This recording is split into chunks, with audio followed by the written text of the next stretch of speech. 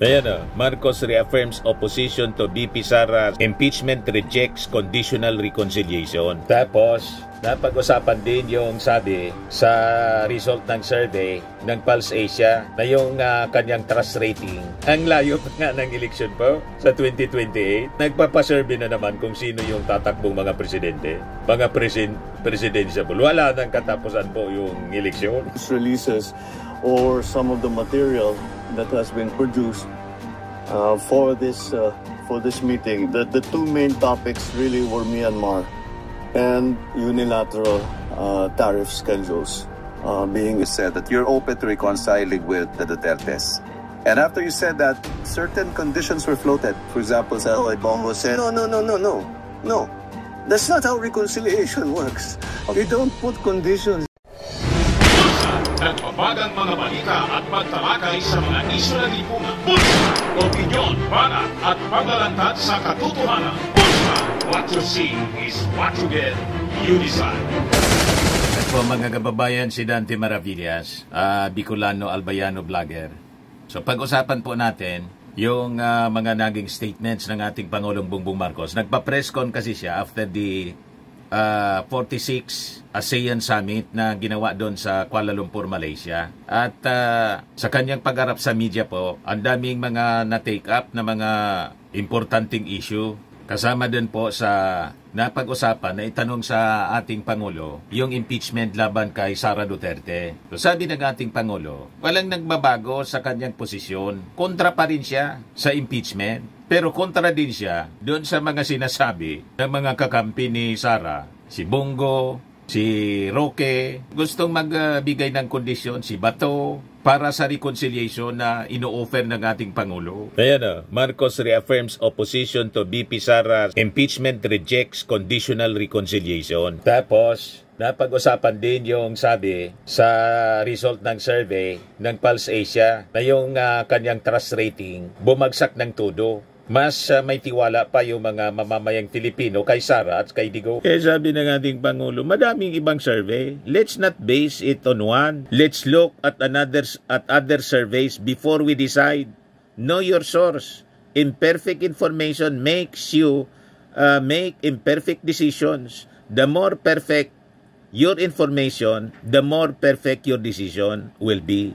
Yung nagpa-survey po, False Asia. Hindi nga tumama doon sa midterm election po. Yung hindi po mapasok sa Magic 12, siyang nanalo. Maniwala pa kayo sa mga pa-survey nila. Lalo ngayon, ginawang palabigasan yung pa-survey. Ang layo pa nga ng eleksyon po sa 2028. Nagpapa-survey na naman kung sino yung tatakbong mga presidente, mga presidentiable. Wala nang katapusan po yung eleksyon. Ganon sila maghanap buhay. Pinaiikot po yung ating mga mamamayang Filipino. Pilit na minamanipula po nila. O ngayon, pakinggan natin mga kababayan yung press con ng ating Pangulo sa Kuala Lumpur, Malaysia. Ito siya. Mga kababayan, meeting here for India under the chairmanship of Malaysia. Our chair was Prime Minister Anwar kapiyan with the media Ibrahim sa Kuala Lumpur.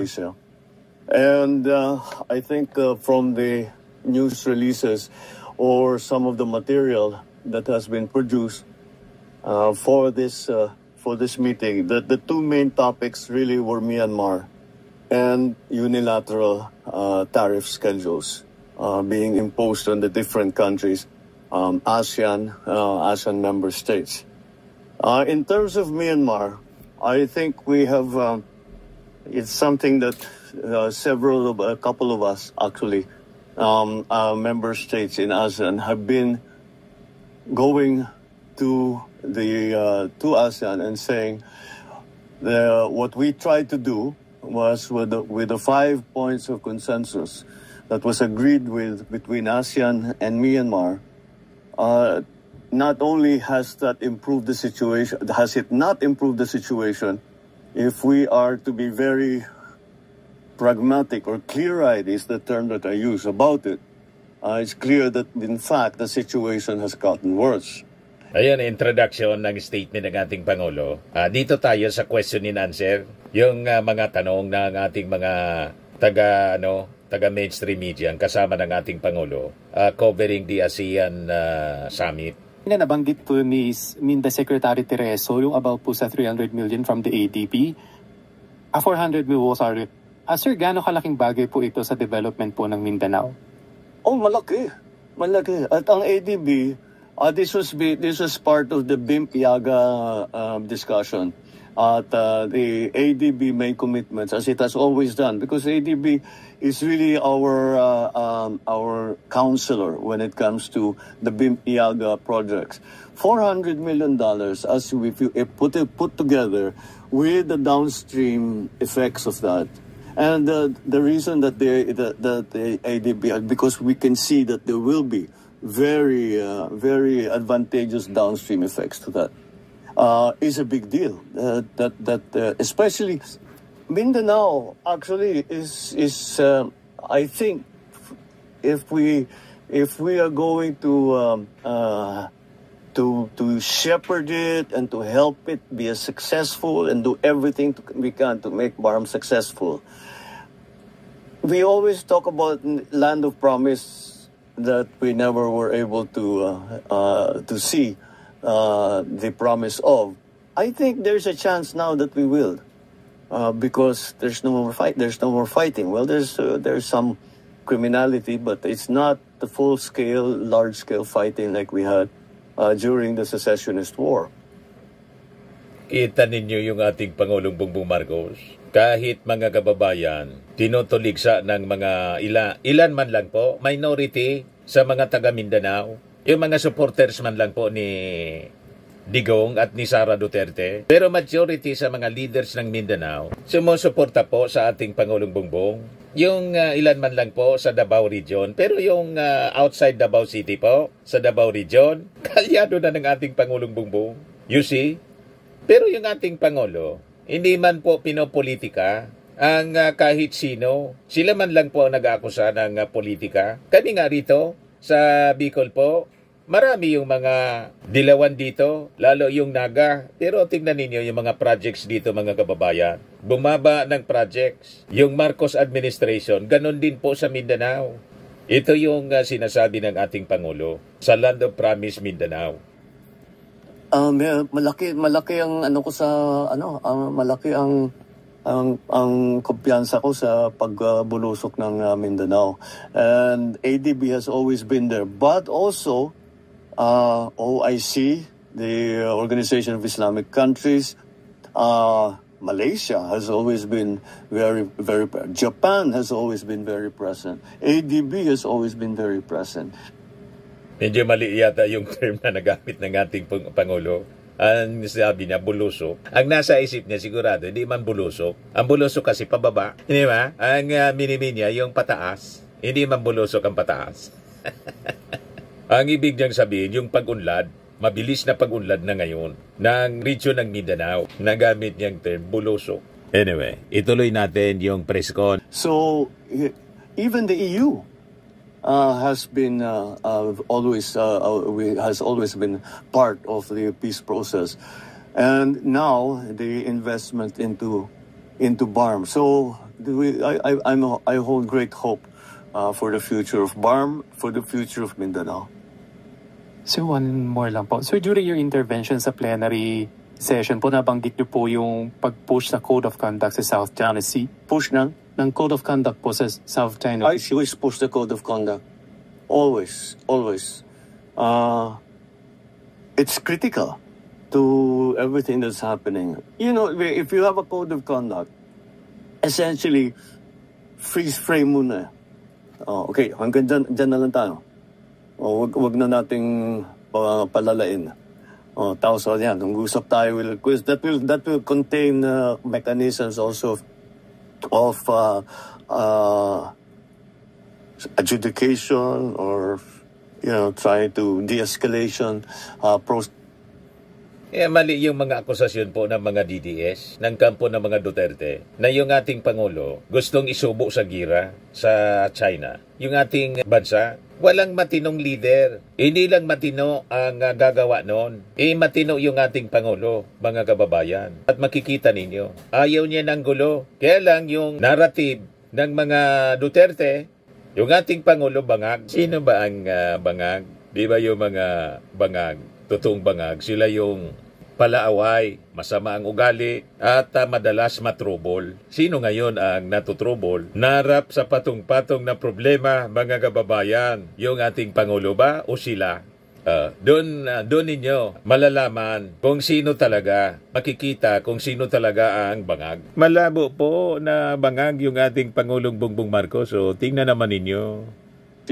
Kasama lahat yan. So, I think that I think it's well recognized. It's not just the Philippines who feels that way. Everyone in ASEAN feels that way. Everyone in Asia feels that way. Sir, just want to ask more details about your conversation with the Chinese premier. Did you talk about the situation in the West Philippine Sea? No, I only spoke to him. He was sat. It wasn't in a meeting. He was sitting next to me at lunch. I was sitting next to the Chinese premier and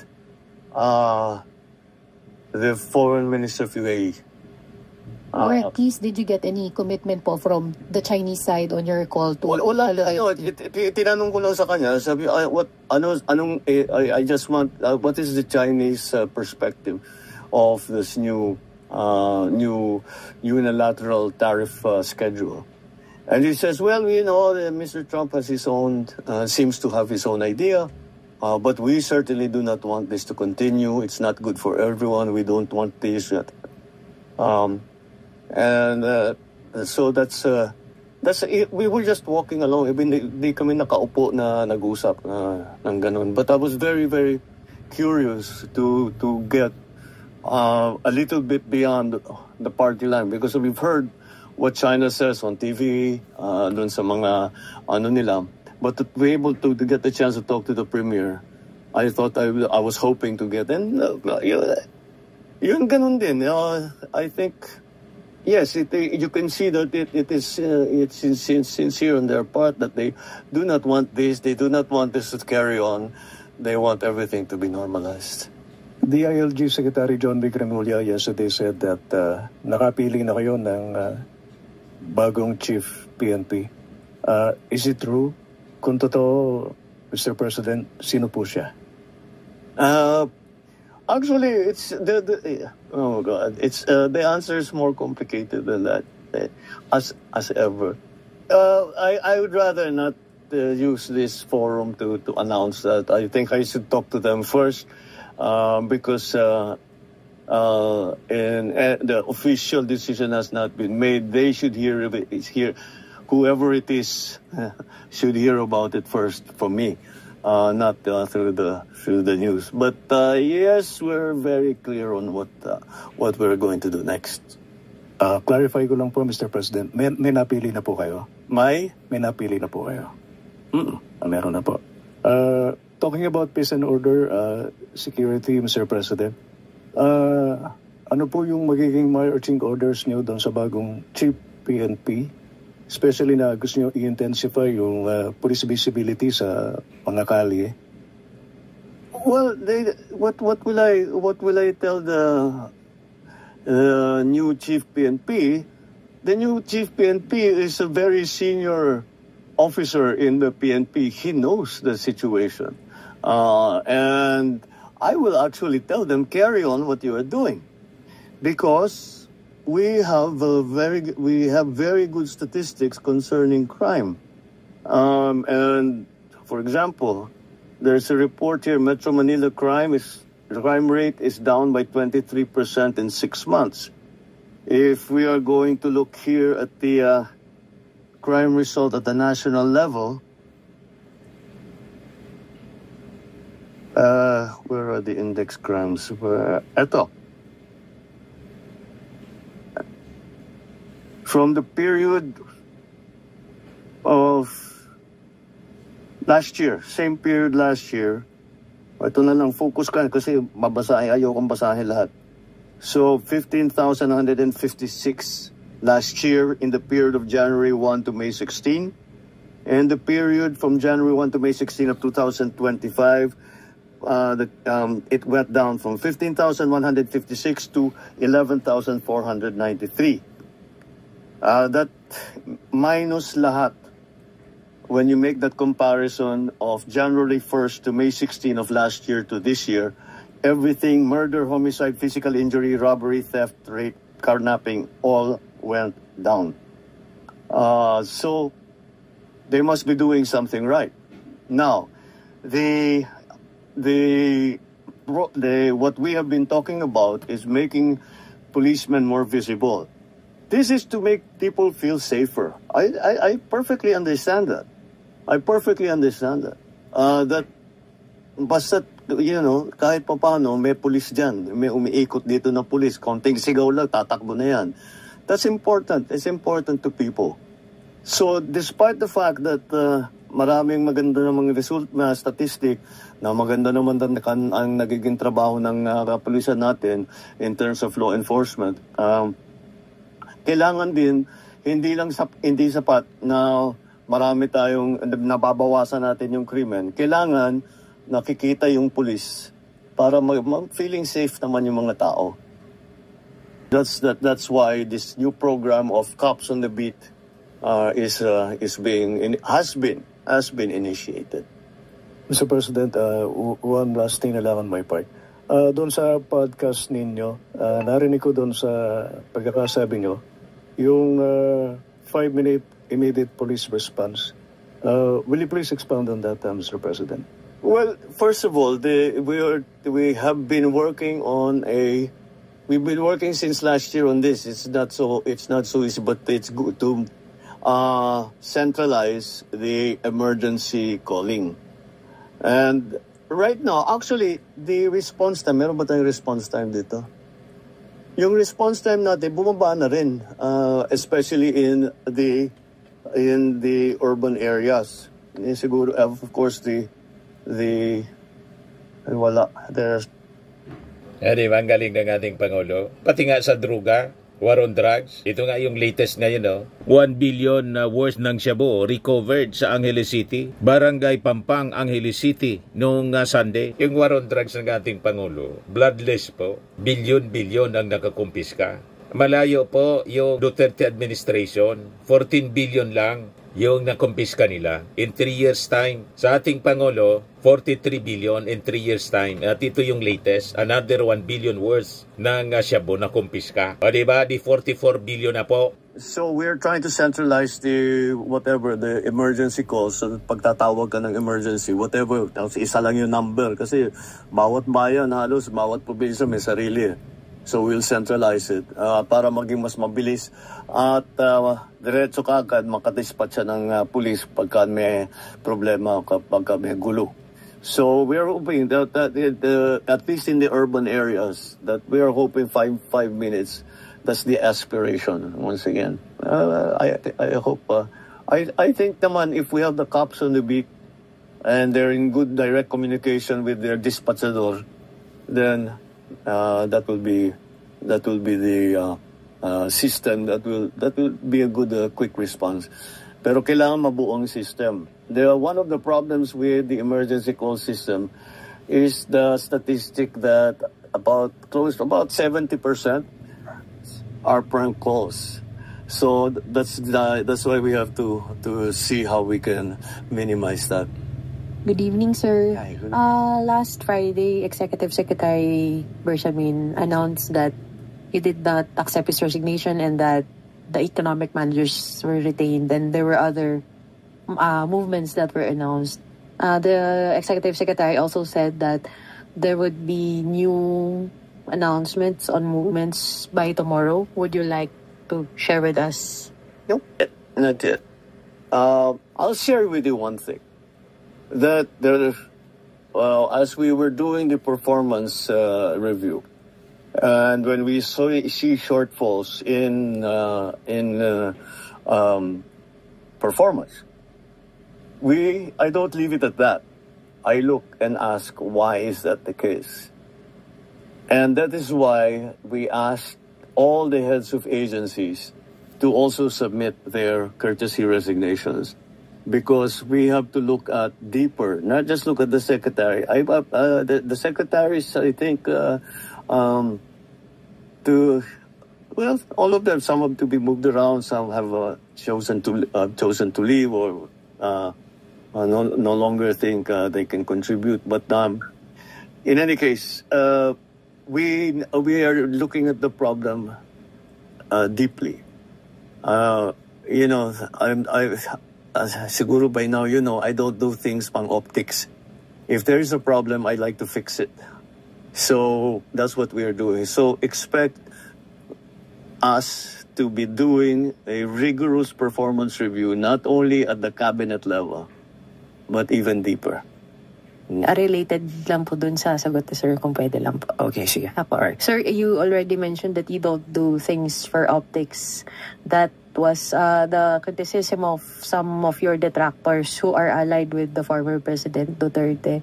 And they also said that the critical resignations are not necessary and that they want you instead to resign. How do you want to respond to that? Or if you... I will resign? Yeah, that's what they want. Ba't ko gagawin yun? Tama po. Yung ating Pangulo, ba't gagawin niya yon? Para matuwa si Sara? Ever since, yun ang ambisyon mga kababayan ng mga Duterte. Kaya pumayag na maging vice presidente. Diba, sa unang taon pa lang, gusto nagpatalsikin, ikudita si Martin Romualdez para mawala mga kababayan yung proteksyon ng ating Pangulo sa impeachment. At dinesignate na nga ni Sara yung kanyang sarili as inappoint niya as designated survivor. Kasama yon sa articles of impeachment. Panawagan nila, mag-resign daw yung ating Pangulo para magpiesta-piesta kayo. Patunay lang na simula pa noon, pinaglalawayan na ninyo yung Palasyo Malacanang. Laway na laway kayo to take over hanggang 2028 pa kayong maglalaway. Diba? Hindi nga naayos ni Sara Duterte yung DepEd. Pagkatapos, gusto ninyong iluklok si Sara. Gusto ninyong mag-resign yung ating Pangulo. Ano yan? Ang kontrata ng ating Pangulo hanggang 2028, maghintay kayo. Sabi ng ating Pangulo, ba't gagawin ko yun? Hindi ako umatrasan niya sa responsibility. Hindi yan ang natura ko. Ayan yung ating Pangulo. Ali ko yung tinatakbuhan ng problema. Magandang gabi po, Mr. President. Sir, you mentioned during your podcast na sawa na yung mga tao sa politika, and yet next week magsisimula na po yung impeachment trial against Vice President Sara Duterte. I'm not sure I see the train of thought there. Sawa ang tao ng politika pero may impeachment. Yes, sir, because it's a political proceeding. So do you see this as a start of another political chaos? The legislators, the senators, and the House are going to decide on how to handle it. I don't think that they've made any decisions yet in that regard. So let's let it's in there. It's there. It's nasa kanila yan eh. Mostly sa Senado, pero siyempre nandiyan pa rin ang House dahil sila mag-prosecute. So they will have to decide between the two houses how they were going to conduct this. I was part of the Corona impeachment. We were making rules as we went along, and I think that's what will happen here too. So we'll see what happens. Sir, I understand malinaw naman po yung pahayag nyo that you have nothing to do with the impeachment trial. But do you wish na sana hindi na lang ito mangyari so as hindi na lang... How many times do we have to say that? I didn't want impeachment. Lahat ng kakampi ko sa Kongreso hindi nag-file ng impeachment complaint. Yung mga nag-file ng impeachment complaint, hindi mo masasabing kaya kong utusan o pagsabihan na ito yung gagawin mo. So, why do I have to keep explaining that I did not want impeachment? Mr. President, hi. Again, this is in reference to your interview in the podcast. Tama yung ating Pangulo. Hindi man niya pwedeng diktahan yung Makabayan Black. Sila yung nag-file niyan. Wala siyang influensya sa akbayan. Wala siyang influensya mga kababayan sa civil society group na kasama sa nag-file. Tira niya Mr. Maravillas, di ba yung pumirma sa fourth impeachment complaint? Mismong si Sandro, anak ng presidente. Nire-respeto ng ating Pangulo yung desisyon ng kanyang anak kasi may paliwanag naman po si Sandro at maintindihan ninyo kung bakit gano'n ang ginawa ni Sandro na first siya na pumirma. Tatay ko anyang pinagbantaan. Tatay ko pinagbantaan na niyang papatayin. Nanay ko. Tapos si Speaker Martin, tito ko, pinagbantaan. Nagtaka pa niya kayo? Correct. Ang magtaka kayo, yung kapatid mga kababayan na si Amy Marcos, kapatid ng Pangulo, kumampi pa sa nagbanta. Kasama ngayon doon sa Doha, Qatar. Pumunta mga kababayan sa Doha, Qatar si Sara Duterte para mag-celebrate daw ng birthday sa Dahig. Dumaan sa Doha, Qatar. Kasama si Amy Marcos. Diyan kayo magtaka mga kababayan kung bakit yung kapatid nandun kakampi ng nagbanta na papatayin yung kanyang kapatid. Pero si yun ang abnormal. Pero si Sandro Marcos na pumirma sa fourth impeachment po, normal yun. Kasi anak siya ng presidente na pinagbantaan ni Sara. Naintindihan na ninyo? Anyway, ituloy natin yung press con, mga kababayan. You said that you're open to reconciling with the Dutertes. And after you said that, certain conditions were floated. For example, Lloyd Bongo said, No. That's not how reconciliation works. You don't put conditions to reconcile. Correct. If you're sincere, you want to reconcile, let's sit in front of, ano ba talaga problema? Paano nangyari ito? Tanggalin natin ang problema. Pero sasabihin mo, hindi ako makikipag-usap hanggang ibigay mo sa akin ito. Wala pupuntahan na. And that condition. Tapos na. That's not reconciliation. That's not even a negotiation. That's demanding. Those are setting conditions. That, Ang kondisyon na gustong ingin nila, ibalik daw si Tatay Digong. Wala na yun sa kontrol ng ating presidente. Unang-una, walang kinalaman yung ating Pangulo sa kaso ni Digong. Ang kaso ni Digong, Crimes Against Humanity.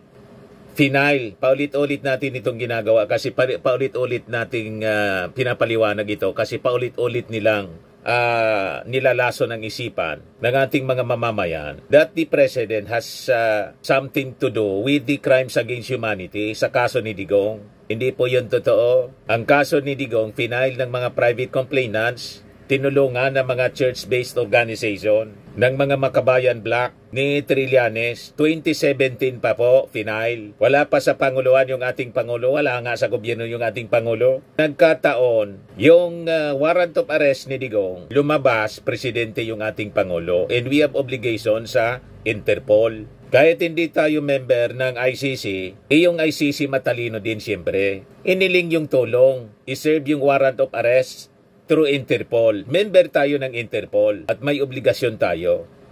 Kaya po nakipag-cooperate yung ating Pangulo. Sabi nga natin, yun ang na-overlook ng mga Duterte.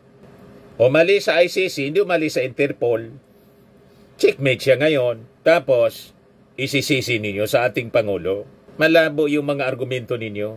Tapos, gusto ninyo humingi ng kondisyon sa reconciliation. Naitanong man lang nga yun ni Katunying. In that reconciliation, hindi man lang sa mga Duterte, sa lahat ng umaaway sa ating Pangulo.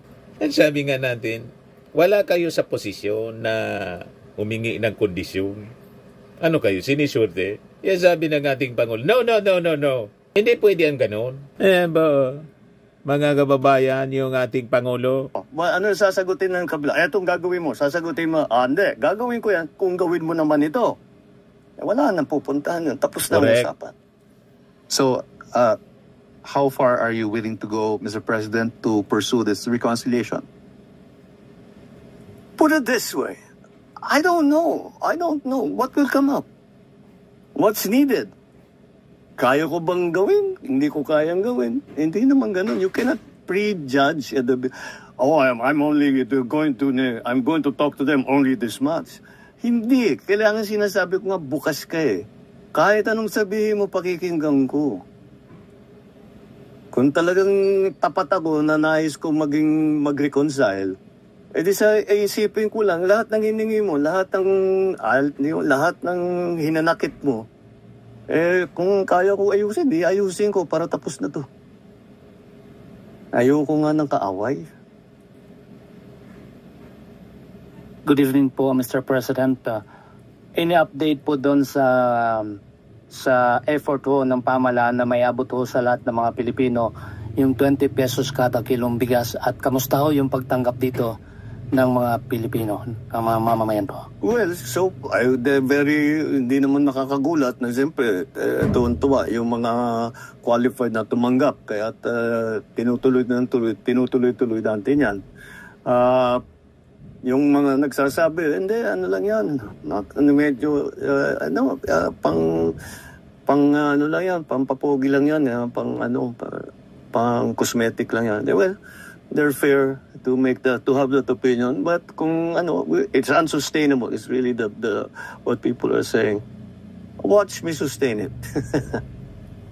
And then we'll talk in May of 2028. Natuloy ba o hindi? We found a way to do it. We could not do it before. Hindi kaya kasi hindi pa kaya ng sistema. Iba pa yung presyo ng bigas noon. Hindi pa tayo kaya yung mga bilateral na ginagawa namin, we're making deals with different countries para yung presyo mapako na hindi pa bago-bago. Kahit anong mangyari down the road, nagawa na ngayon natin yung wala tayong ganun noon eh. Ngayon meron na. Kaya't kaya na natin gawin yung 20 pesos. And other things that DA is able to sell rice, the prices come down. But at the same time, on the other side, tinitiyak natin na ang ang presyo na pagbili sa farmers, magandang presyo naman. Para naman yung farmers natin, magandang kanilang hanap buhay. And the difference there, that's what the government is paying for. Sir, according to the latest Pulse Asia survey, your trust rating is significantly lower than that of Vice President Sara Duterte and former President Duterte. And the previous surveys also showed a pattern of decline in your ratings. Can we get a what survey? Pulse Asia, sir. Pulse? Yes. Can we get your comment on that? Nagtawanan lang ng ating Pangulo. Madami pang survey. Pulse Asia nga not base it on one. Sir, follow-up lang. How do you plan to arrest yung decline in your surveys? Well, again, let's look at other surveys before we act. Know your source. That's always imperfect information makes you make imperfect decisions. The more perfect your information, the more perfect your decision will be. That is one source of information, and you have to understand where it's actually coming from. Alright. Alam ng ating Pangulo, Pulse Asia pa, may-ari niyan mga kababayan, yung mga nasa academe na dilawan, yung mga Duterte, hybrid dilawan po, si Digong mismo, inappoint ni Coricong as Vice Mayor, doon nagsimula yung karir ni Digong, hybrid dilawan, yung tatay Marcos, yung nanay dilawan. Kaya kung mag-isip sila, parehas na mga dilawan, mas malala lang mga kababayan yung mga Duterte. Asa pa kayo? Yung mga dilawan, ang agenda ngayon, siraan yung ating Pangulong Bongbong Marcos para ipos nila yung kanilang manok na dilawan sa 2028. Yun ang mga agenda niya. Panoorin ninyo yung mga video analysis ni Ronald Llamas. Laging magkakasama sila sa mga interviews, yung may-ari ng Pulse Asia, si Mr. Holmes. Kaya napangiti na lang yung ating Pangulo. Know your source, anya. Hindi natin yan siniseryoso mga kababayan. Kasi alam natin yung mga bitukan yan, yung likaw ng mga bitukan yan. Firmax Firming and Lifting Cream, pinapahid po sa mga pulses in affected area. Mainam po sa paninigas ng mga kaso-kasuan.